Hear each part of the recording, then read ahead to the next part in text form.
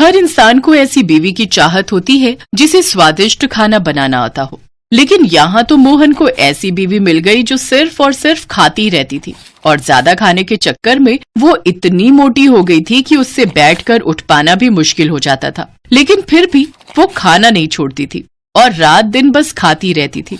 दरअसल शादी के वक्त मोहन को नहीं पता था कि उसकी बीवी इतनी भुक्कड़ है, क्योंकि मोहन की अरेंज मैरिज हुई थी। शादी से पहले मोहन अपनी बीवी शेफाली से एक बार भी नहीं मिला था। अपने एक रिश्तेदार के कहने पर उसने उससे शादी के लिए हाँ कर दी थी। मोहन एक छोटा सा ढाबा चलाता था और वही सुनकर शेफाली मोहन से शादी करने के लिए राजी हुई थी। मोहन को इस बात का एहसास तो सुहाग रात में हुआ और देखा शेफाली सिसक सिसक कर रो रही है। क्या हुआ शेफाली, रो मत, घर की याद आ रही क्या? देखो, हर एक लड़की को एक ना एक दिन ससुराल तो आना ही पड़ता है, रो मत। शेफाली ने कहा, मैं उस वजह से नहीं रो रही हूँ। तो फिर क्यों रो रही हो? मुझे भूख लगी है। पूरे 1 घंटे पहले मैंने मिठाई खाई थी, उसके बाद मैंने कुछ नहीं खाया। लेकिन 1 घंटे में तुम्हें भूख कैसे लग गई? मुझे खाने के 5 मिनट बाद भूख लग जाती है। आप 1 घंटे की बात कर रहे हो, मुझे खाना ला कर दो। अब ठीक है, मैं खाना लाता हूँ।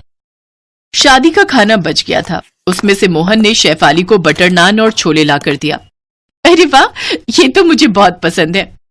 शेफाली ने 1 मिनट के अंदर 10 बटर नान खत्म कर दिया और कहा, और नान लाइए।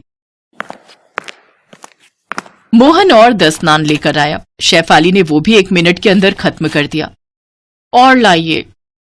अब नान तो खत्म है। तो फिर राइस, बिरयानी और मटन लाइए। मोहन दौड़कर खाना लाने लगा और शेफाली खाती गई। और लाइए। अरे सारा खाना खत्म हो गया शेफाली। मुझे कुछ नहीं पता, मुझे खाना लाकर दीजिए, मुझे मैगी बनाकर दीजिए। इतना खाने के बाद भी शेफाली की भूख खत्म नहीं हुई। मोहन ने एक साथ 10 पैकेट मैगी बनाकर दिया और मैगी खाने के बाद शेफाली ने कहा, हाँ अब थोड़ा ठीक लग रहा है, चलिए सो जाइए। शेफाली रजाई ओढ़कर सो गई। मोहन भी सो गया और नींद में शेफाली एक के बाद एक जहरीली बदबूदार गैस छोड़ने लगी। अरे ये क्या, ये किससे शादी कर ली मैंने? इससे अच्छा तो मैं पूरी जिंदगी अकेला रहता। लेकिन अब पछताए होत क्या जब चिड़िया चुग गई खेत। ये तो बस शुरुआत थी। अगले दिन सुबह उठकर घर की जितनी भी सब्जियां थी शेफाली वो सब कच्ची खा गई। मोहन ने उठकर देखा तो रसोई में खाने के लिए कुछ भी नहीं था। ये क्या, यहाँ तो कुछ भी नहीं है। मुझे क्या पता, मुझे भूख लगी थी इसीलिए मैंने सब कुछ खा लिया। अब मुझे दोपहर को फिर से भूख लगेगी, तब मैं क्या खाऊंगी? ठीक है, मैं ढाबे से तुम्हारे लिए खाना भेज दूंगा।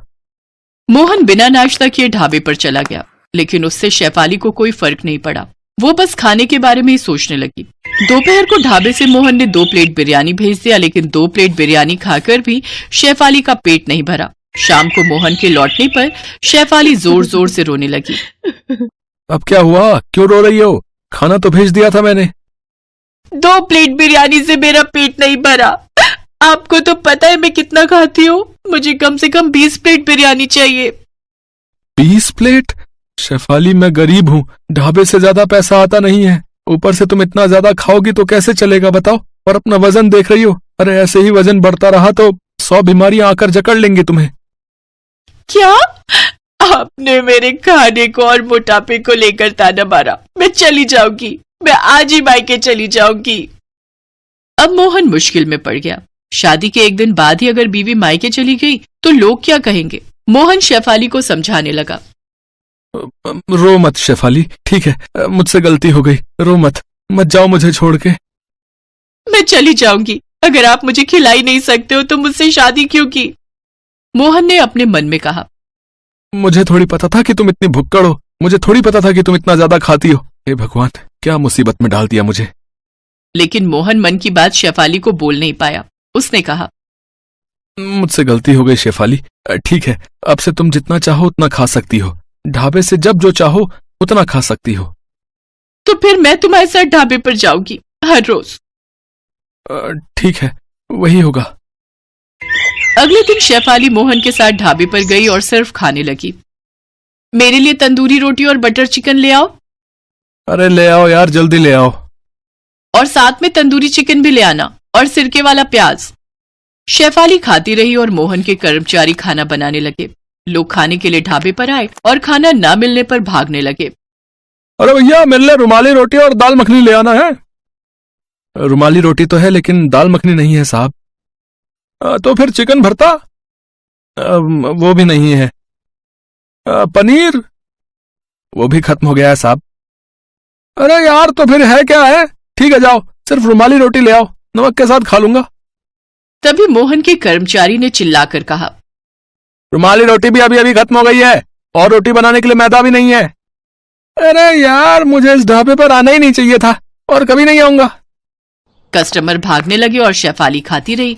मोहन का दिल जोर जोर से धड़कने लगा। हे भगवान, ऐसे ही चलता रहा तो मुझे ढाबे पर ताला लगाना पड़ जाएगा। पता नहीं मैंने शादी की ही क्यों। शाम को सारा खाना खत्म करने के बाद शेफाली सोने के लिए घर चली गई। मोहन मुंह फुलाकर ढाबे पर ही बैठा रहा। उसका कर्मचारी वहां आया। क्या सोच रहे हैं मालिक? तेरी शादी हो गई है? नहीं मालिक। कभी मत करना, और करेगा भी तो पहले से लड़की के बारे में जांच पड़ताल कर लेना। मेरी तो जिंदगी खराब हो गई है, लेकिन तू अपनी जिंदगी खराब मत करना। हिम्मत रखिए मालिक, मालकिन को एक ना एक दिन समझ में आ जाएगा कि इतना ज्यादा खाना अच्छी बात नहीं है। तब तक मेरे फोटो पर माला चढ़ चुकी होगी। इसके बाद 1 महीने तक शेफाली ढाबे से खाना खत्म करने लगी। मोहन और गरीब होता गया और महीने के अंत में लोगों से उसे उधार भी लेना पड़ा। मोहन जब सब कुछ छोड़ छाड़ कर भागने की सोच ही रहा था, तभी एक रात को अचानक से शेफाली के सीने में दर्द होने लगा। आह, बहुत दर्द हो रहा है। आह। शेफाली सीना पकड़कर बैठ गई। मोहन उसे तुरंत अस्पताल ले गया और डॉक्टर ने कहा, शेफाली जी, छोटा मोटा हार्ट अटैक हुआ है आपको। Heart attack? लेकिन कैसे? क्यों? अभी तो मेरी उम्र इतनी कम है। हार्ट अटैक उम्र देखकर नहीं, लाइफस्टाइल देखकर आता है। आपको ये सब खाना बंद करना होगा। आपके शरीर में कोलेस्ट्रॉल बहुत ज्यादा है। मुझे इतनी जल्दी मरना नहीं है, मैं मरना नहीं चाहती हूँ। आपको काम करना होगा, खाना कम करना होगा, नहीं तो फिर से हार्ट अटैक आ जाएगा। शेफाली डर गई और उसके बाद से वो पूरी तरह बदल गई। उसने खाना बहुत कम कर दिया और मोटापा कम करने के लिए वो ढाबे पर काम करने लगी। उससे ढाबे का भी फायदा होने लगा। धीरे धीरे लोग आने लगे और मोहन को मुनाफा हुआ और ऐसे ही भुक्खड़ बीवी पतली हो गई और मोहन अपनी बीवी के साथ खुशी खुशी रहने लगा।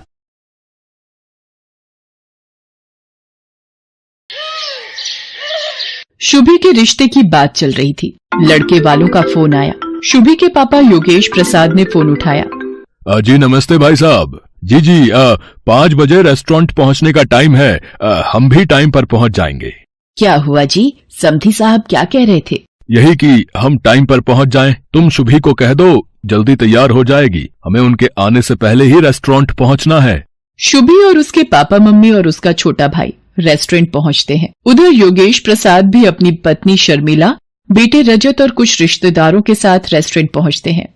सुनो जी, भूख इतने जोरों की लग रही है। घर पर जल्दी जल्दी में 4 गोभी के पराठे, 2 कटोरी दही और सिर्फ 1 कटोरी छोले ही खाए थे। थोड़ी देर से आते तो 2 पराठे मेथी के भी खा ही लेती। चुप भी करो शर्मिला, है? थोड़ा धीरे बोलो, जो मन हो मंगवा लेना। अभी रेस्टोरेंट के अंदर तो चलो। विन्नी, अपनी मम्मी के साथ अंदर पहुंचो, मैं राजेश के साथ आ रहा हूँ। शर्मिला का स्वभाव भुक्कड़ था। उसे कहीं भी जाना हो भूख पहले लगाती थी और वो बेहिसाब खाने लगती थी। उसे अपने पेट पर कंट्रोल नहीं था। कहीं शादी ब्याह में जाना हो, किसी फंक्शन में जाना हो, वो सबसे पहले खाना ढूंढती थी और खाने की चीजों को सामने देखकर उसका खुद पर कंट्रोल कर पाना मुश्किल होता था। रेस्टोरेंट के अंदर सब लोग बैठ जाते हैं। साधना शर्मिला से खाने के लिए पूछती है, बहन जी आप सबको क्या क्या पसंद है वो बता देते तो हम ऑर्डर कर देते हैं सबके लिए। जो जो जिसको चाहिए वो पसंद का आ जाएगा। वैसे sambar, dosa, noodles, chilli potato, momos और मंचूरियन, फ्राइड राइस हमने अभी ऑर्डर कर दिए हैं। डिनर से पहले ये स्नैक्स में ठीक है ना बहन जी? अरे ये तो छोटी मोटी चीजें हैं बच्चों के मतलब की, ये तो मिनटों में हजम हो जाएंगी। आप एक काम कीजिए, 8 प्लेट छोले भटूरे, 6 प्लेट कचौड़ी आलू और 20 समोसे ठीक रहेंगे। ये सब मंगवा लीजिए। सुनो जी, इधर आना जरा। बंदे तो ये सिर्फ थोड़े ही आए हैं। 4 ये खुद घर के लोग हैं और 1 इनके ननद और नंदोई और उनके 2 बच्चे। पर ये इतना सारा खाना ऑर्डर क्यों कर रही हैं? शर्मिला जी, शुभी की होने वाली सास है, कुछ बोल नहीं सकती। मैं ऑर्डर देकर आता हूँ। पंकज बेटा जरा मेरे साथ आओ। और फिर भुक्खड़ शर्मिला ने बिना कोई शर्म किए सब खाना मिनटों में चट कर दिया। फिर वैसे मीठे में अगर रबड़ी जलेबी और मिल जाए तो। जी जी बहन जी, मैं अभी ऑर्डर कर देता हूँ। पंकज बेटा, काउंटर पर बोल दो कि यहाँ के लिए जो गुलाब जामुन ऑर्डर किए हैं उनके साथ रबड़ी जलेबी भी भिजवा दें। वैसे तो मैं इतना खाती नहीं हूँ, पर आज मेरे बेटे की शादी पक्की हो रही है तो इसी खुशी में थोड़ा बहुत मैंने सोचा खा लिया जाए। आप सब जोर दे रहे थे तो मुझे खाना पड़ा। अच्छा योगेश प्रसाद जी, अब हम चलते हैं। और फिर कुछ दिनों बाद धूमधाम से शुभी और राजेश की शादी हो जाती है। शुभी शादी के बाद फेरा डालने जाती है। परिवार के सब लोग शुभी के साथ जाते हैं। शुभी, तेरे सास ससुर को जो भी पसंद है बता दे, मैं वही मंगवा भी लूंगी और काफी कुछ घर पर भी बना लिया है। अरे मम्मी, मेरे ससुराल वाले सब कुछ खा लेते हैं, आप चिंता मत करो। सुनो जी, भूख के मारे आते निकल आई हैं। नाश्ते में सिर्फ गोभी और पनीर की पकौड़े खाए थे ताकि थोड़ा खाली पेट रखूं तो यहाँ अच्छे से खा सकूं। ये चिप्स और ड्राई फ्रूट से भला पेट भरता है। विन्नी, सुन जरा देख कर आ, शुभी को रसोई में गए आधा घंटा हो गया है। मम्मी थोड़ा वेट करो, आ जाएगा कुछ न कुछ खाने के लिए, भूख पर थोड़ा कंट्रोल कर लो। लो आ गई भाभी। आप सबके लिए ये दही भल्ले मम्मी ने भिजवाए हैं। बस दही भल्ले ही बनाए हैं क्या या कुछ और भी? जी बहन जी, ये आपके लिए मैंने राज कचौड़ी भी बनाई है। शुभी बता रही थी आपको राज कचौड़ी बहुत पसंद है। वो तो मैं वैसे ज्यादा कुछ खाती नहीं हूँ। कभी कभी राजेश ऑफिस से आते हुए बनवा लाता है तो 1-2 चम्मच जबरदस्ती दे देता है तो खा लेती हूँ। वरना मुझे खाने पीने का इतना शौक नहीं है। शर्मिला को इस तरह से कहते हुए देख विन्नी और राजेश उसकी शक्ल देखकर हैरान रह जाते हैं। मम्मी, अच्छा झूठ बोल रही हो, सबसे पहले चटकारे लेकर तुम ही खाती हो। शुभी, वो जरा हरी चटनी और पकड़ाना, और ये इमली वाली सौंठ तो बहुत ही स्वादिष्ट है। जी वो मम्मी घर पर ही बनाती हैं ये गुड़ और इमली की चटनी। साधना, एक काम करो, शर्मिला बहन जी को थोड़ी कचौड़ी और चटनी साथ में बांध कर दे दो। अरे योगेश प्रसाद जी, साथ में क्या करना है, खा तो लिया, इतना कुछ सबने है और अब सबका पेट भी भर चुका है। अब भाई साहब इतने प्यार से बोल रहे हैं तो थोड़ा पैक करवा लेते हैं। साधना बहन जी ने इतने प्यार से बनाया है तो उनका भी तो मान रखना बनता है। शर्मिला के स्वभाव के बारे में सब रिश्तेदार जानते थे, पर कोई भी शर्मिला के मुंह पर कुछ नहीं बोलता था। एक दिन शर्मिला की सहेली पुष्पा की बेटी की शादी थी। मेरी बचपन की सहेली है पुष्पा, आज देखो वक्त कैसे बीत गया, अपनी लड़की की शादी करने जा रही है। हमारे राजेश की शादी में भी वो आई थी तो हमें भी जाना चाहिए। मैं तो कहती हूँ हम पूरे परिवार के साथ शादी में जाते हैं, उसे अच्छा लगेगा। ठीक है शर्मिला, जैसा तुम ठीक समझो। शुभी और राजेश को भी कह दो एक बार साथ चलने को। सब लोग शर्मिला की सहेली पुष्पा की लड़की की शादी में पहुंचते हैं। बधाई हो पुष्पा, बेटी की शादी की बहुत बहुत खुशी हुई। शर्मिला, तुम सब परिवार आई हो, मुझे भी बहुत खुशी है। सब लोग डिनर करके जाना, तुम परिवार के साथ एंजॉय करो, तब तक मैं मेहमानों को देख लेती हूँ, ठीक है? विन्नी, मुझे तो बहुत तेज भूख लगी है। वो सामने स्नैक्स के स्टॉल है, चलकर कुछ खा लेते हैं। मम्मी, मैं अभी नहीं जा रही, अभी तो आए हैं, एकदम से खाना शुरू कर दे अच्छा नहीं लगता। माँ जी चलिए, मैं आपके साथ चलती हूँ। क्या खाएंगी आप? स्टॉल पर भीड़ है, आप यहीं रुको, मैं आपके लिए कुछ लेकर आती हूँ। शुभी शर्मिला के लिए डोसा स्टॉल से डोसा बनवाकर शर्मिला को दे देती है। शर्मिला शुभी से कहती है, शुभी वो सामने वाले स्टॉल से आलू चाट भी ले लेते हैं। माँ जी आप ये प्लेट पकड़िए, मैं लेकर आती हूँ। सरला, मैंने भी पता नहीं कैसी भुक्कड़ को शादी में बुला लिया। ये शर्मिला तो शुरू से ही भुक्कड़ है, जितने का शगुन का लिफाफा नहीं देगी उससे ज्यादा का तो ये अकेले ही खा लेगी। तुझे तो पता था कि ये शर्मिला अपनी भुक्कड़ आदत की वजह से जानी जाती है, फिर तूने क्यों बुलाया इसे शादी में? छी छी, ये पुष्पा आंटी माँ जी के लिए कितना गलत बोल रही है, और ये माँ जी के पास जाकर क्या बोल रही है। अरे पुष्पा, आओ ना, एक में वाला डोसे का तू भी खा ले, शादी की भागदौड़ में तूने कुछ खाया नहीं होगा। शर्मिला, नहीं, अभी मुझे बहुत काम है।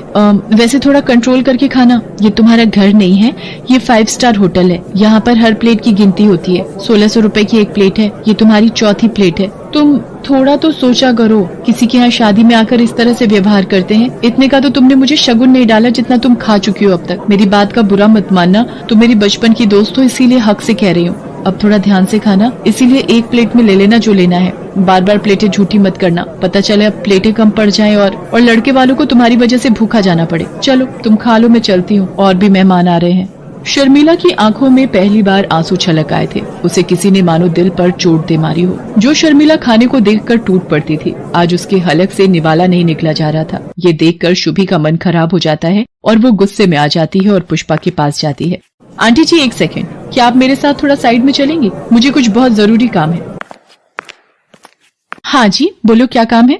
आपकी हिम्मत कैसे हुई माँ जी का अपमान करने की? अगर आपकी बेटी की शादी का लिहाज ना होता तो शायद आप नहीं जानती कि मैं क्या कर देती। और हाँ, इस 5 स्टार होटल में खाना खाने का जितना भी बिल बना है आपके बैंक अकाउंट में अगले 1 घंटे तक मैंने नहीं पहुंचा दिया तो मेरा नाम भी शुभी नहीं। चलिए माँ जी, अब हम यहाँ एक पल भी नहीं रुकेंगे। जहाँ मेरी माँ समान सासू माँ का अपमान हो वहाँ मैं एक पल भी खड़ी ना रहूं। सब लोग घर आ जाते हैं और घर आकर शादी से जल्दी लौटने की वजह जब सबको पता चलती है तो सब शुभी पर बहुत गर्व करते हैं। शुभी शर्मिला के गले लग जाती है। तभी शर्मिला कहती है, कोई सुनेगा? मुझे बहुत तेज भूख लगी है। शुभी, जरा अपनी मम्मी को फोन लगाकर बोल, हम कल खाने पर आ रहे हैं, वही राज कचौड़ी और गुड़ इमली की चटनी का स्वाद चखने। और शर्मिला की ये बात सुनकर सब खुशी से हंस देते हैं।